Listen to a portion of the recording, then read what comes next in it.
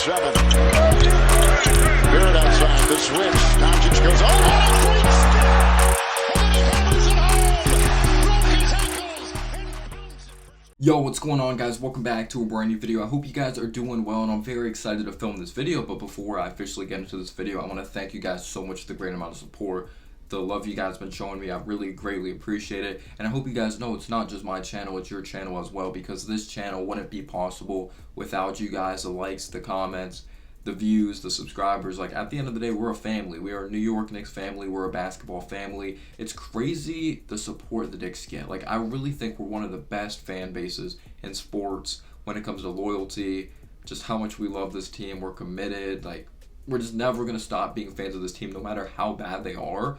I can't promise that I won't be losing hair in like the next 2 years if we continue to look like if this gets depressing, yeah, you might see me lose hair in 2 years, but it's already been depressing, so I'm surprised I look somewhat decent. But yeah, guys, thank you so much for the great amount of support. This channel would not be possible without you guys. So I've been getting so much love. I've been getting like just so much love for Jeremy Sochan in the comment section. Jeremy Sochan has gotten so much love in the comments on my community tab, on my YouTube videos. Like, you gotta talk about Jeremy Sochan. You have to talk about the kid from Baylor. He's only 19 years old. He has a lot of promise, and I understand what people see out of Jeremy Sochan, and I'm gonna be talking about him. Like, I got to the point I was like, I'm gonna put a poll for Torrey Eason, and then I'm gonna put a poll for Jeremy Sochan.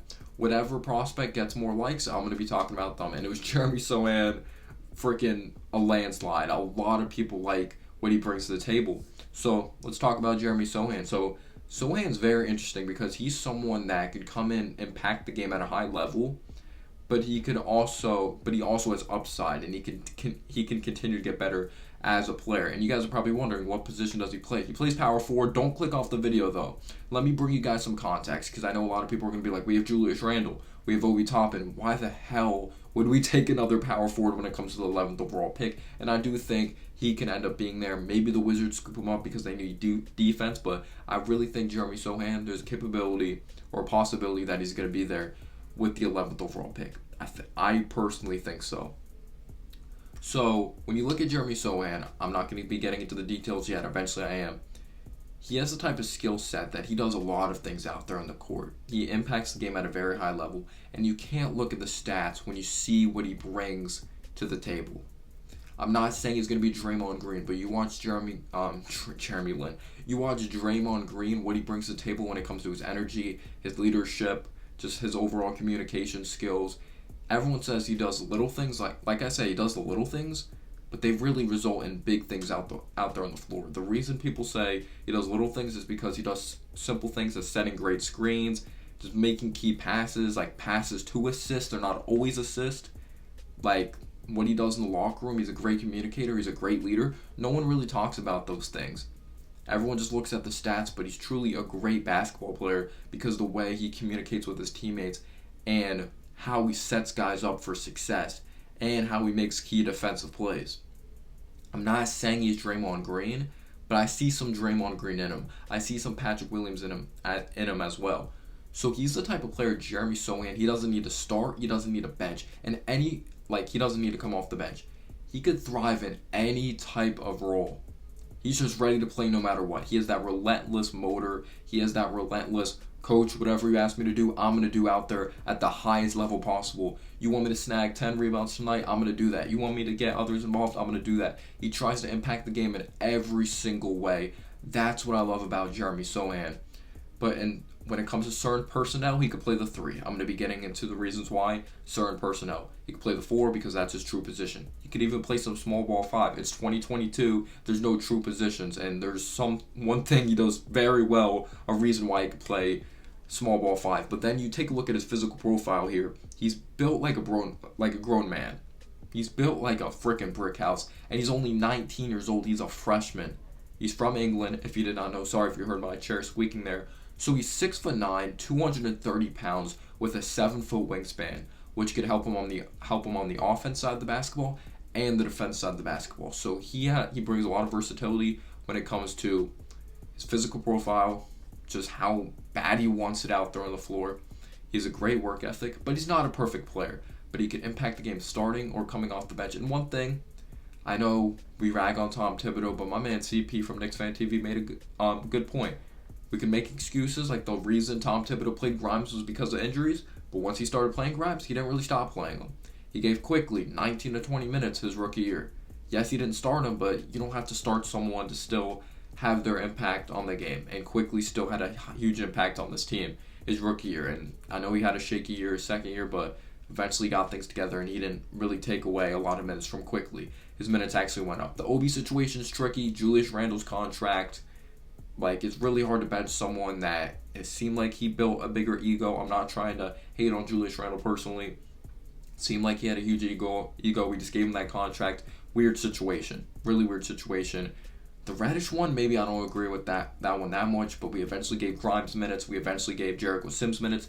Yes, his ways are unorthodox, but if Tom Thibodeau really sees what Jeremy Sochan's skill set is, he won't just play him at the 4, and there will be some flexibility there. I know you could say Thibodeau's stubborn and all that. So Jeremy Sochan, we just talked about a physical profile, but how does he play with that physical profile? He plays silky smooth. He plays extremely hard. He has a contagious style of play. It rubs off on his teammates, and he gets his other teammates playing hard. And I feel like we need that. We don't just need a communicator, talking-wise, vocally-wise, but also just a lead by example when it comes to overall effort. Every play doesn't take a play off, and that's what I see out of Jeremy Sochan out of Baylor. So we're going to be starting off with his offensive game, and I feel like if his offensive game gets solid, he could just be a tremendous player in the league. I'm not saying he's going to average 20 or anything like that. He didn't put up some great numbers, I understand that, but again, if you watch the way he impacts the game, it's truly amazing. Draymond Green, I'm not saying he's going to be Draymond Green, but Draymond Green averaged 10 points per game in college. He's one of the best, and he still averages around that for his career, but you see the impact he brings to the table. And I see a little Patrick Williams in him. This dude came off the bench as a 6-man like Patrick Williams. Everyone's going to be like, oh, he came off the bench, he's trash, and all that, but you have to we don't know about the program. Maybe they don't like the fit, him with certain personnel.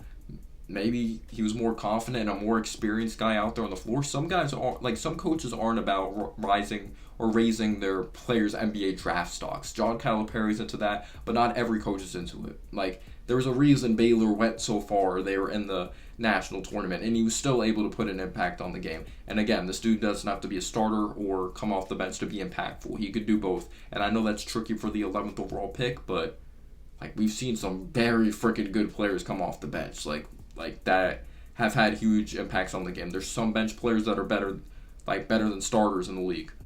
He is someone that's very aggressive going to the basket in the half-court setting and in transition.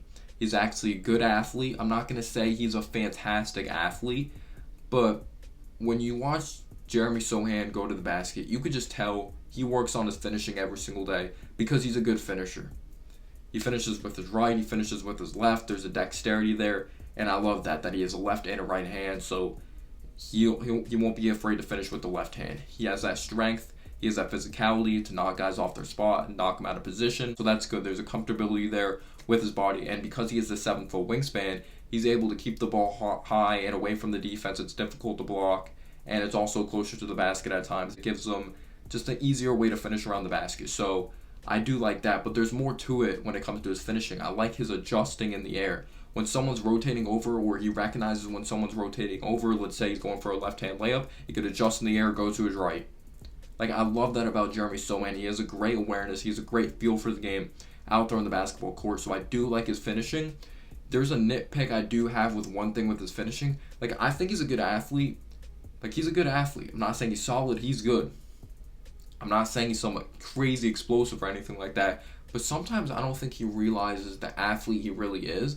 I would like to see him attack and try to poster on someone, because I've seen some players in the NBA that don't have his athleticism, but they look to jam it harder, and I would like to see more of that out of him.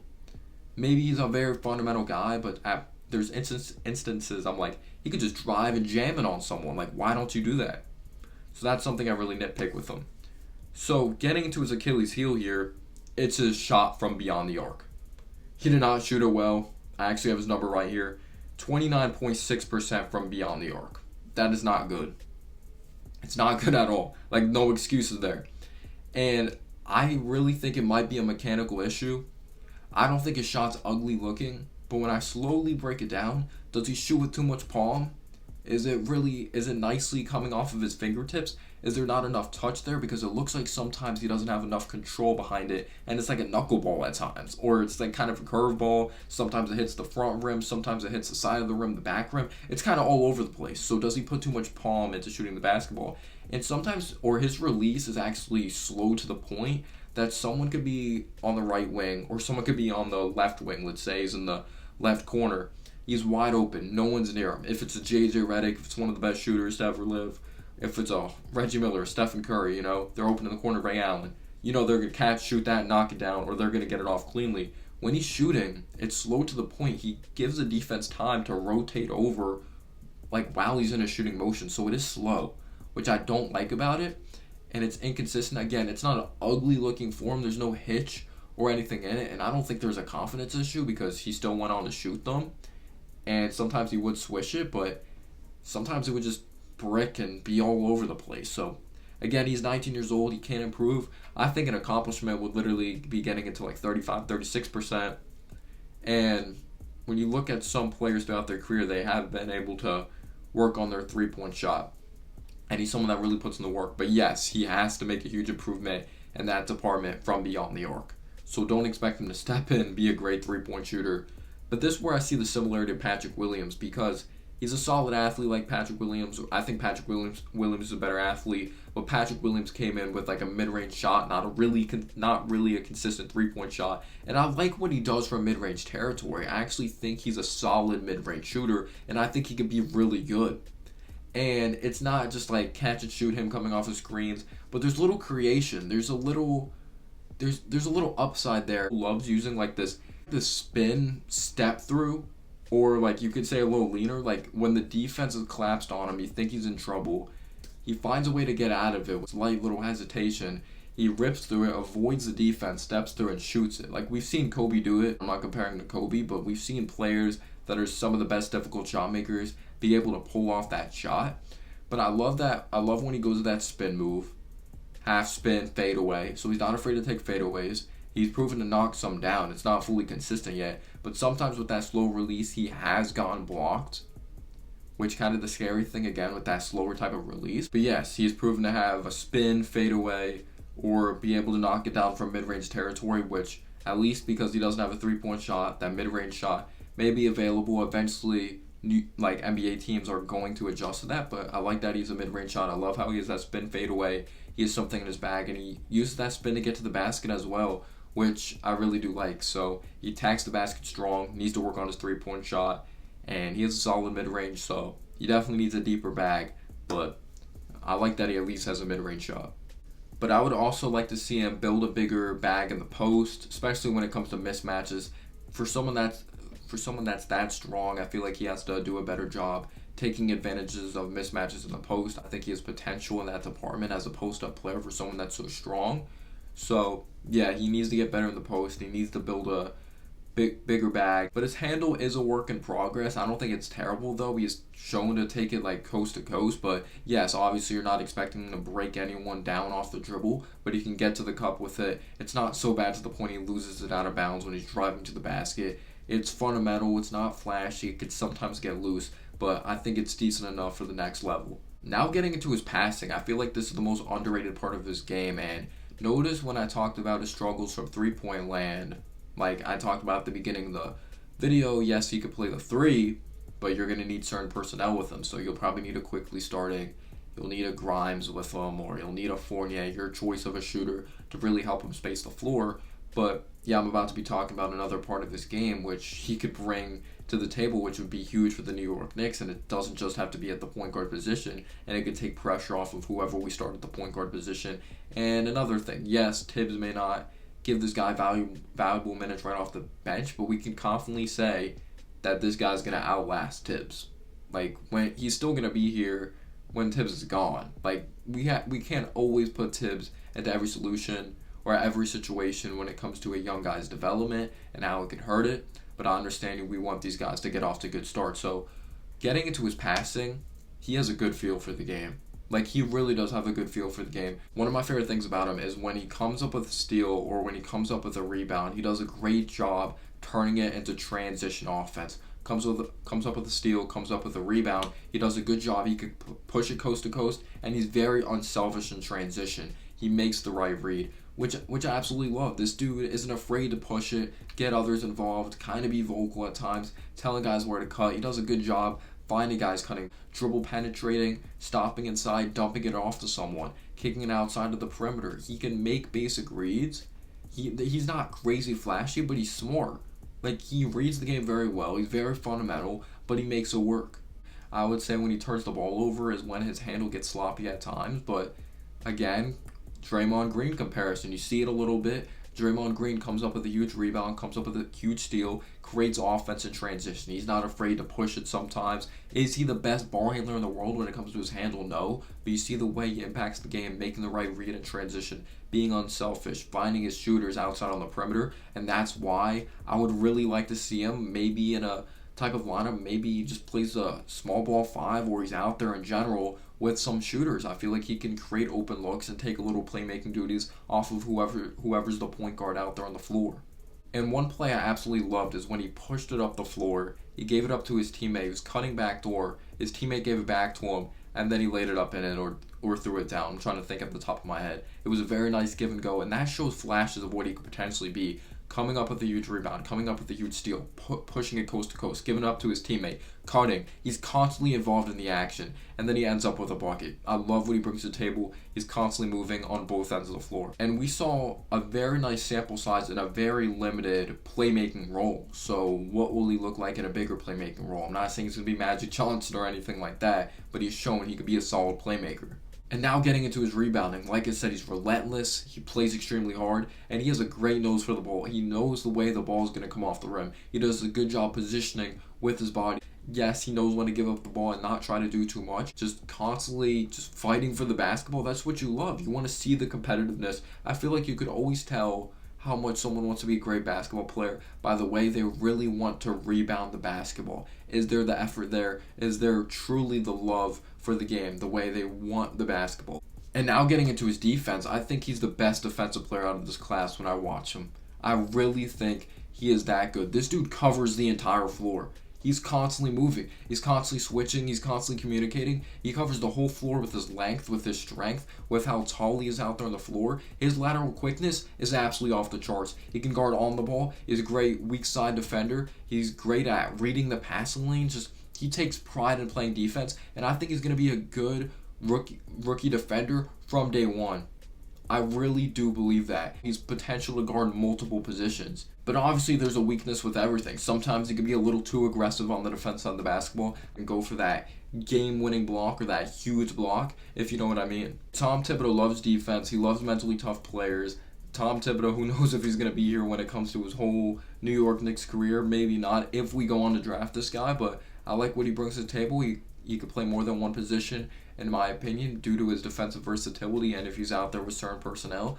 But there's a concern with his jump shot. How will his ceiling be as an offensive player? I know his final 5 or 8 games he did finish with 12 points per game, but even if his offensive game doesn't end up being tremendous, he brings a lot to the table and can be very impactful for a very long time in today's NBA or just the league in general. But just like any prospect, there is a chance they don't work out. But I'm wishing this guy the best of luck. He seems very humble in his interviews. He's a hard worker, and he gives it his all out there on the basketball court.